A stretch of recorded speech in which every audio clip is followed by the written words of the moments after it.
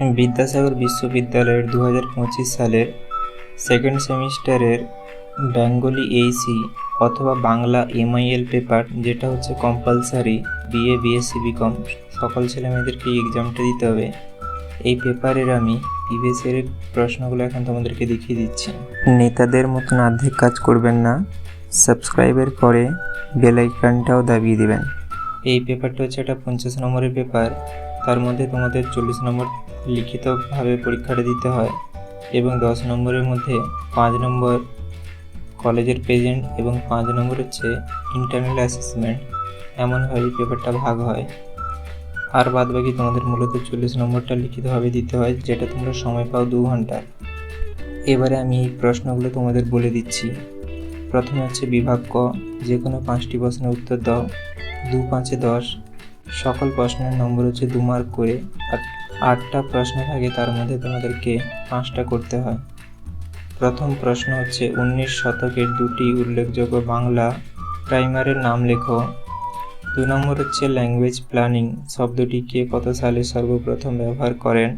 3 নম্বর প্রশ্ন হচ্ছে হস্তি এবং পক্ষী এই দুটি তৎসম শব্দের রূপের বানান লেখো। 4 নম্বর প্রশ্নটা দেখো, এখানে সঠিক বানানটা নির্বাচন করতে হবে, কোনটা সঠিক। 5 নম্বর প্রশ্ন হচ্ছে ধর্মভেদে সমাজ ভাষা পরিবর্তনের 2টি উদাহরণ দাও। 6 নম্বর হচ্ছে পেশাভেদে ভাষা বৈচিত্র্যের 2টি দৃষ্টান্ত দাও। এবং 7 নম্বর প্রশ্ন হচ্ছে আক্ষরিক অনুবাদ কি।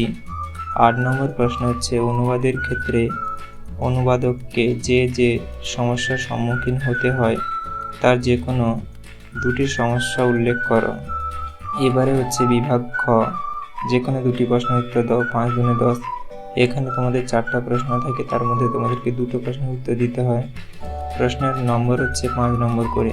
প্রথম প্রশ্ন হচ্ছে ভাষা পরিকল্পনার উদ্দেশ্যগুলি লেখো। 2 নম্বর প্রশ্ন হচ্ছে টিকা লেখো ত্রিভাষা নীতি। 11 নম্বর প্রশ্ন হচ্ছে বাংলা বানান ভুল হওয়ার কারণগুলি সংক্ষেপে আলোচনা করো। 12 নম্বর প্রশ্ন হচ্ছে বাংলায় অনুবাদ করো। অর্থাৎ তোমাদের একটা রিডিং টাইপের লেখা থাকবে ইংরেজিতে, ওটা তোমাদেরকে বাংলাতে করতে হবে।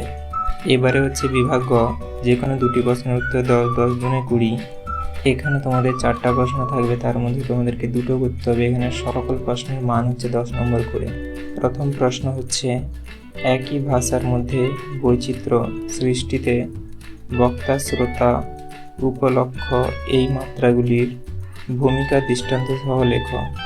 14 নম্বর প্রশ্ন উদাহরণ সহ নত্যবিধান ও সত্যবিধানের প্রধান সূত্রগুলি উল্লেখ করো। এবং 15 নম্বর প্রশ্ন হচ্ছে আদর্শ কথ্য ভাষা কিভাবে গড়ে ওঠে ও বিস্তার লাভ করে তা আলোচনা করো।